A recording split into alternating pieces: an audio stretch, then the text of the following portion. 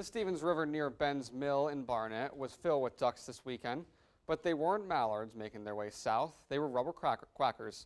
Contestants in the annual Duck Derby, News 7's Alexandra Huff brings us the sights and sounds of this year's event. I purchased the mill back in 1999, committed to restore it with help from others, and then we gave it away to set up a non-profit corporation. And the duck race has been a fundraiser over the last 17 years. Here they come, Clyde. Look at them. Go my duck, go my duck, go my duck, go my duck. Seems to work pretty well. Even this year, I surprised that there was so many. There might be 2 and there might be 200, you know, but there was, I thought, a fair good crowd considering the circumstances. I've done just about everything. I used to go down the river with the ducks, and then I've set up the fence and this and everything. Fire Malin estimates that there were over 400 ducks purchased by the community for this year's Derby. The money raised will help cover the cost of excavation work performed over the summer at the mill.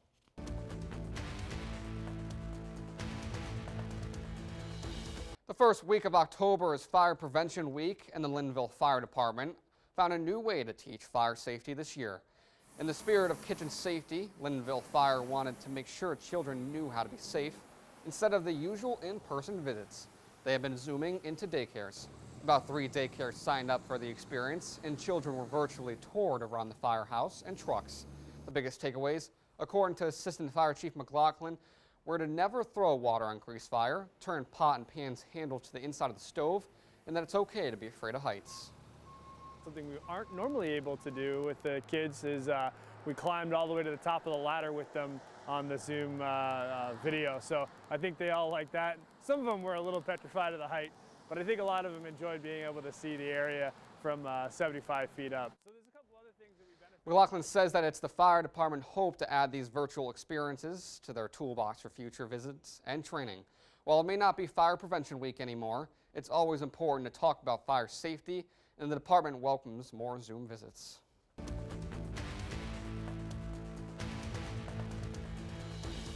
Vermont is keeping it real and looking for the public's input on simplified fishing regulations. Proposed changes to the state fishing rules include expanding catch and release practices in all waters, opening all streams and rivers to year-round fishing, and lessening the amount of specials regulations. We are at the very beginning stages of the process of rewriting our fishing regulations and hopefully simplifying them to make them easier to follow and to understand. Of course, we're going to do that while protecting the health and abundance of fish species in the state. October is dedicated to gathering feedback from the public on these proposed changes. Commissioner Porter hosted a Zoom meeting Tuesday to hear from Vermonters. Wednesday's meeting was canceled and has yet to be rescheduled. For more information to give feedback on the proposal, visit vtfishandwildlife.com.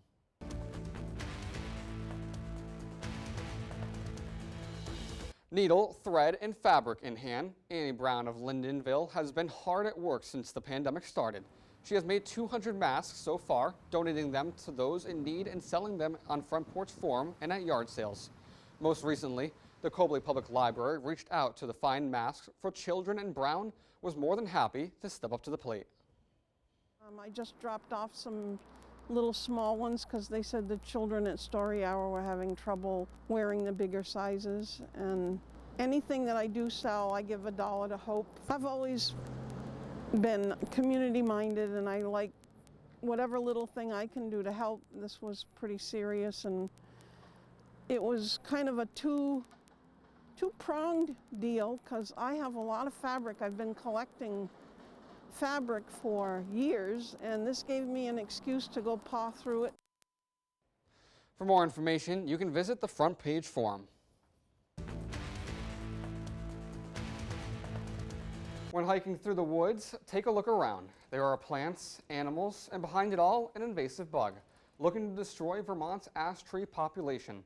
This week is Emerald Ash Borer Awareness Week. Vermont could lose most of its 160 million ash trees to the invasive insect, according to the Forest, Parks, and Recreation Department. Finding ash borer infestations early and slowing the spread is key in giving communities time to plan what to do next. There have been confirmed infestations of ash borers within a 5-mile radius of Groton, West Reigate, and Northwest Newbury. The towns of Peacham and Barnet are also labeled as high risk for infestations. For resources on how to identify emerald ash borer and to find out how you can help in your area, visit vtinvasives.org.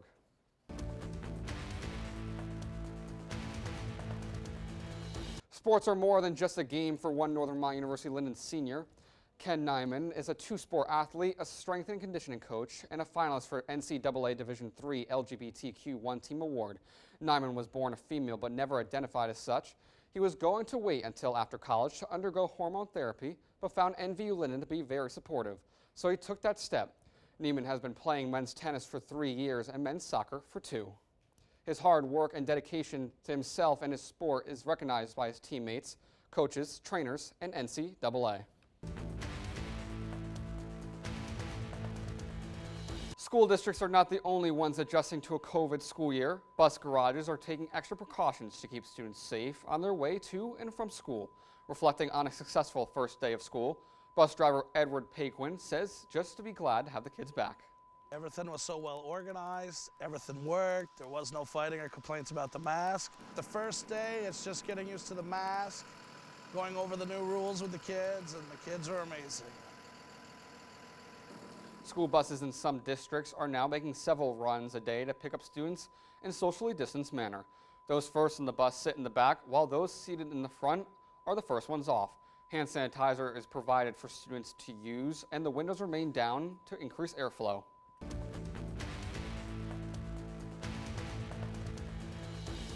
Just short of Labor Day, a small leak in a water line prompted maintenance in St. Johnsbury.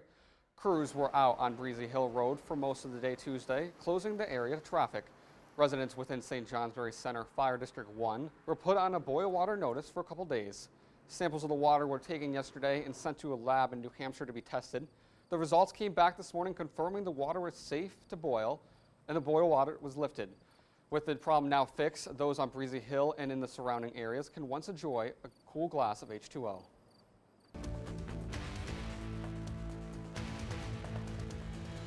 What better way to give back to your community than to help feed your neighbors? This is the thinking of Concord's Mooselook Diner that has been participating in the Everybody Eats program. News 7's Alexandra Huff takes us into the kitchen. So Kevin Fontesha, who is the owner, is very community-based. He's been a firefighter for Waterford. He has also been a mentor for a local nonprofit, so he felt that it was really important to give back to the community. The current partnership for the Everybody Eats program came to us by Robert Little from Rural Edge, and Alita from Farrell from the Green Mountain Farm to Families has hooked us up with local resources because part of the project is to ensure that 10% of our food that we use comes from Vermont. We have 2 to 3 people helping prepare 140 meals a week. From ordering to billing, what the piece that I put in, you're looking at easy 10 to 12 hours with 3 to 4 staff. Robert Little himself from the Rural Edge will come and pick it up around 4 o'clock, and then they deliver it to 2 of their community-based apartment buildings in St. Johnsbury. They requested us to do twice the amount, 240 for the week of Thanksgiving. So we're already looking for local turkeys, and obviously we want our turkeys from Vermont. We're already preparing and figuring out what it will take to make sure that we have the meals in place for those people that benefit from this. Eats is a 10-week program and set to end in early December.